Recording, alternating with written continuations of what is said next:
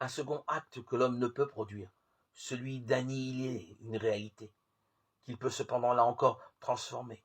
Il a la possibilité de détruire cette réalité et de lui faire radicalement changer de forme, mais pas de l'anéantir au sens strict, de la rendre au néant, de l'annihiler.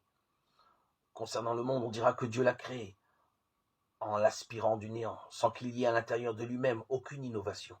C'est cela la toute-puissance créatrice de Dieu, laquelle fut non seulement nécessaire pour faire émerger l'univers hors du néant, mais qui demeure nécessaire pour la conserver hors du néant.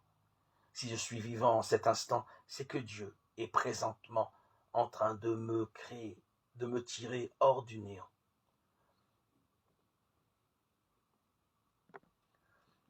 Dieu a créé les choses pour qu'elles fussent, ce qui signifie qu'il les a créées pour qu'elles fussent pour toujours. Il ne les détruira pas, mieux, il ne les annihilera pas. Il les transformera, il donnera à l'homme de les transformer, souhaitant bien sûr que ce soit pour un bien de l'humanité et de l'univers entier. En ce sens, l'homme est appelé à être co-créateur, c'est-à-dire créateur avec Dieu.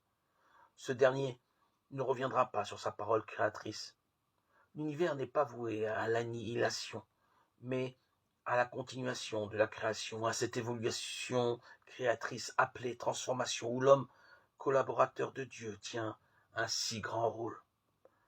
Cette vision, cette compréhension des événements vont à l'opposé des philosophes de l'Antiquité, dont la pensée n'est pas si éloignée que l'on pense des théories modernes, y compris celles qui régissent bien des présupposés scientifiques actuels.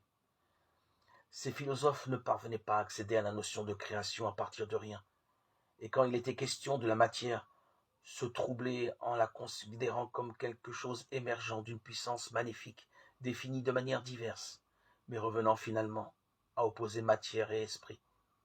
Un tel dualisme aboutit à terme à l'antagonisme entre le mal et le bien, dans une lutte réciproque à force égale, dont l'issue ne peut être que désespérante pour l'homme.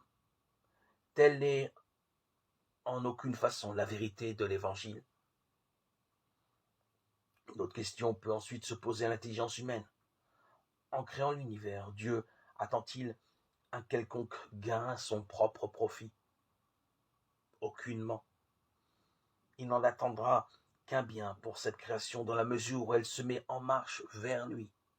Il s'agit d'un plus grand bénéfice pour elle, jamais pour lui, car cela est impossible.